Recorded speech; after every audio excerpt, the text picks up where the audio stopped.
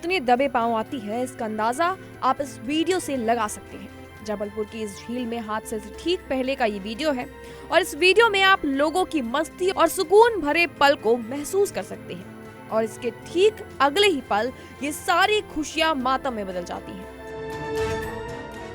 Crew पलट जाती है, पानी क्रू के अंदर भरने लगता है, लोग अपनी जान बचाने के लिए इधर उधर दौड़ने लगते हैं। कोई खुद की जान बचाने के लिए लाइफ जैकेट को हासिल करने के लिए छीना झपटी करता नजर आता है, तो कोई अपने बच्चे को बचाने की कोशिश करता है।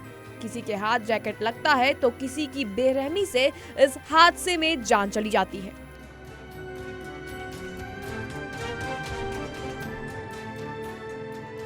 कोई माँ अपने बच्चे को लाइफ जैकेट में जकड़कर बस ये मनाती है कि किसी भी तरह उसका बच्चा बच जाए। लेकिन सवाल अब ये उठता है यहाँ कि आखिर कैसे ये हादसा हुआ और साथ ही साथ जो लोग इस हादसे में मरने से किसी तरह बच निकले, उन्होंने इस पूरे हादसे की पोल कैसे खोल दी है। साथ ही वो कौन सी गलती थी जिसने कई मासूमों को अपनी जान से हाथ धोने पर मजबूर कर दिया।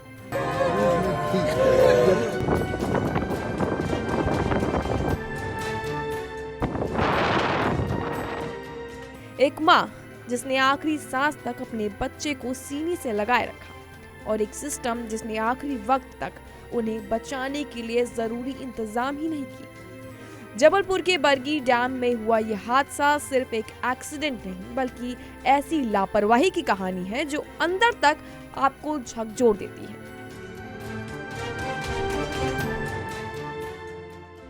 एक मई की सुबह लोग घूमने निकले थे, परिवार के साथ सैर का आनंद ले रहे थे, लेकिन किसी को अंदाजा नहीं था कि कुछ ही मिनटों में यह सफर चीखों और मातम में बदल जाएगा।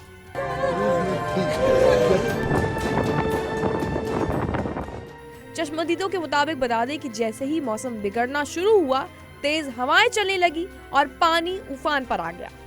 तभी क्रूज डगमगाने लगा। लेकिन यहाँ सबसे बड़ी चूक क्या हुई?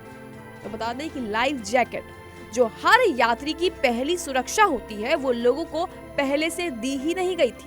मेरे लिए मेरी जिंदगी बहुत ज्यादा परेशानी में हो गई, दुख हुआ मुझे। मेरे ऊपर बहुत बड़ा पहाड़ टूट गया एकदम से। मेरे घर के 3 सदस्य, मेरी बहन, मेरी मम्मी, मेरे भांजा 4 साल का, सारे खत्म हो गए इस हादसे में। लापरवाही की बात की जाए तो उन्होंने कहना है कि वेदर की वजह से भी प्रॉब्लम हुआ है। येलो अलर्ट पहले से ही था। क्रूज में भी क्या कुछ डैमेज का क्या कुछ अभी तक आपके पास रिपोर्ट्स आई है, क्या कुछ जानकारी सामने से आई है, कैसे ये बताया जाए? जी ये सब चीजें बता लापरवाही से ही हुई हैं, क्योंकि जब उसमें बता रहे थे कि लोग मना कर रहे थे कि आगे मत जाइए इस सब चीज़ों में, वो फिर भी उस चीज़ को आगे ले गए क्रूज़ को, और वो जाके वहाँ पे तूफान में फंसा और काफ़ी पुराना क्रूज़ था वो, इस वजह से ये सारी घटनाएं हुई हैं। लापरवाही कहूँगा और सिक्योरिटी इसमें भी लापरवाही कहूँगा, क्योंकि लाइफ जैकेट वहाँ नहीं दिए गए टाइम से उनको।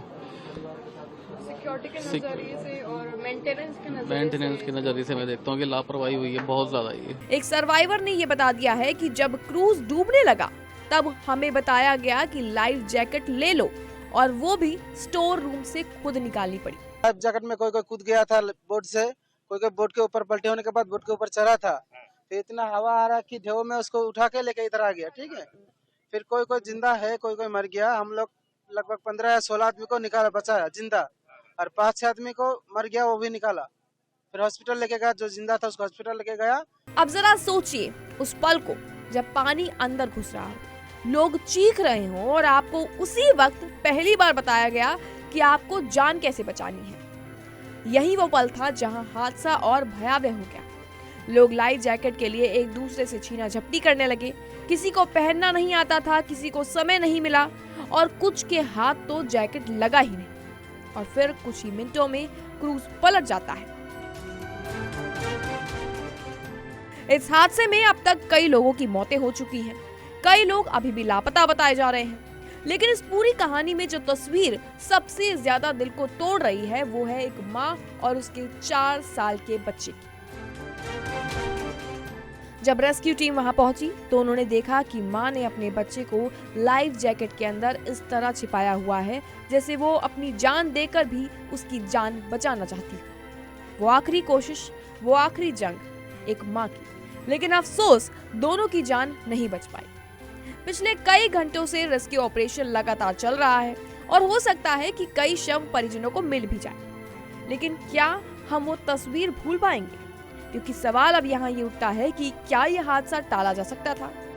तो जवाब है बिल्कुल, जरूर यह हादसा टल जाता अगर समय पर लाइफ जैकेट दी जाती, अगर स्टाफ ने पहले से सुरक्षा निर्देश दिए होते, अगर क्षमता से ज्यादा लोग क्रूज में ना होते, तो शायद ये जानें बच सकती थी। चश्मदीदों ने यह भी बताया है कि क्रूज पहले से ही ओवरलोडेड था।